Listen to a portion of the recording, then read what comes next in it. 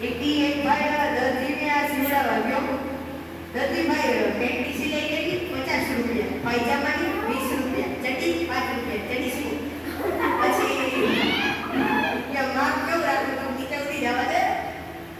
નીચે જવા દે કે દર્દીને પેન્ટની દાવ આવ્યો. પેન્ટની દાવ આવ્યો. શહેરની ને ગામડાની ભાષામાં બહુ આમ શહેરમાં કંઈક આ પ્રોગ્રામ મસ્ત આવતો હોય 4-5 વર્ષનું છોકરું હોય ને આમ રસ્તા પર દોડું જતું હોય તો એની મમ્મી એટલું ચાકરી બોલી બીજા અહીં આવી જા તો બહુ થઈ જવાય.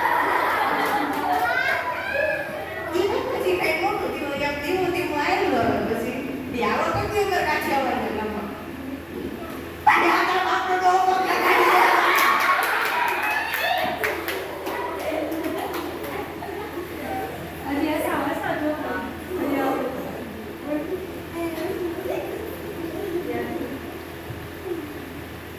એક ભાઈ મને કહેતો હતો શાશ્વત તારી પાસે કોઈ લાંબી બાઈ છે લાંબી બાઈ તો હા તારે કામ છે લાંબી બાઈ કે દવાખાને ગયો તો ને તો ડોક્ટરે કીધું કે મેલેરિયાના મસરથી બસવા લાંબી બાઈના કપડા પહેરે બુદ્ધિ વગર ના આ લાંબી બાઈ કહેતા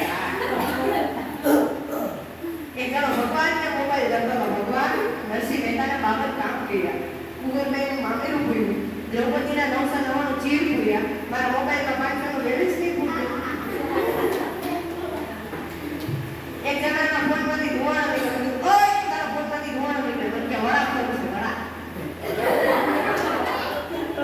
હંમેશા મોબાઈલમાં કાનેથી વાત કરીએ ને એક જણા આંખેથી વાત કરતો હતો કેમ આંખથી આઈફોન છે આઈફોન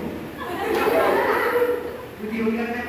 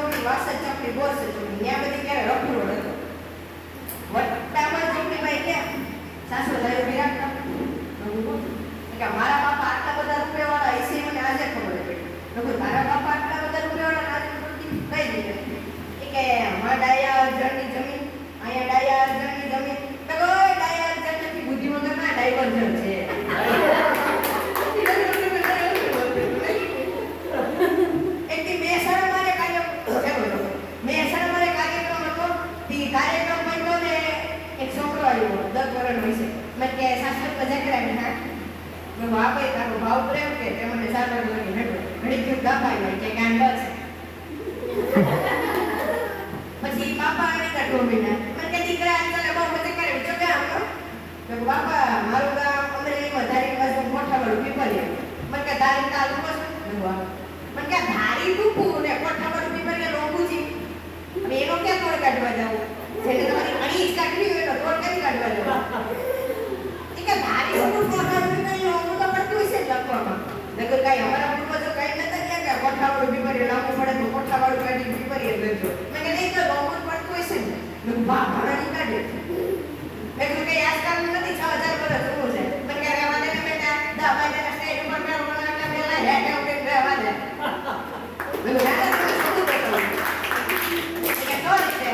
મેં કીધું મહાભારતના યુગમાં અર્જુનનો છોકરો એ કે અભિમન્યુ. મેં કીધું અભિમન્યુ એની માના પેટમાં હતો પણ કેટલા પેટમાં પેટ હતા ચક્રવ્યૂહના? મને કે હા. મેં કીધું રણભૂમિમાં કેટલા જીતો? કે 6. મેં કીધું કે એ કોઈ તો નથી ખબર. મેં કીધું અમારા ગામમાં